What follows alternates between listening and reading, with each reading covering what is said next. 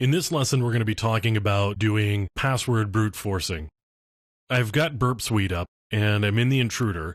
Now, the type of attack I want to do is a cluster bomb.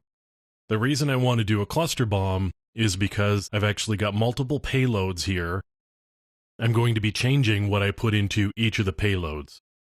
So you can see when we load up the intruder, it flags all of the things it thinks that you may be able to do some variability with.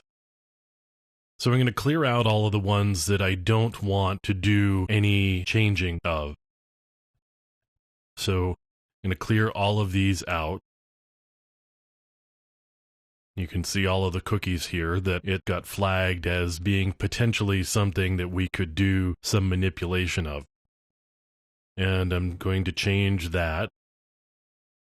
And also get rid of these other two cookies. And I got a little carried away. So I'm going to add these back in, which may have been the easier way to do it to begin with. Just clear everything and then add those back in. Now I've got those two parameters there set so that I can do some manipulation of them. So now I'm going to go over to the Payloads tab. And the first payload, I've got two payloads here. My first payload, I'm just going to do a simple list. You can see all of the different things that I can do here. But what I'm going to do is just a simple list. And now I'm going to add from that list, I'm going to add usernames. And there's just a list of usernames that Burp Suite has installed with it. And of course I could add and remove and do my own custom list if I want, but I'm just going to leave this alone.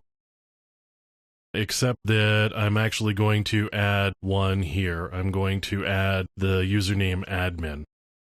So the second payload, I'm going to do a simple list as well.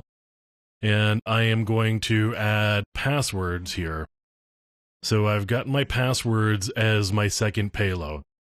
And now all I do is I go up to the intruder menu and I click Start Attack. And it's going to run through all of the different payloads. You can see we're going to run through all of payload 1 with payload 2 fixed. So it's going to run through all of these, and then it's going to go to payload 2 and it's going to run through all of payload 1 with payload 2 fixed again on the second one. So you can see we've got a lot of combinations here that we can go through, or that we are going to go through with the set of usernames and passwords that we have. And it's just going to plug away through those until it gets something other than a 302 status. So rather than doing a lot of typing in by hand, you could actually use Burp Suite to do some automated testing and brute forcing in this case of a username password combination. This is going to chug along for a while, and I'm just going to let this go. We're going to take a look at using the intruder to do things like SQL injection and maybe some cross-site scripting as well, and we'll do that coming up in the next lessons.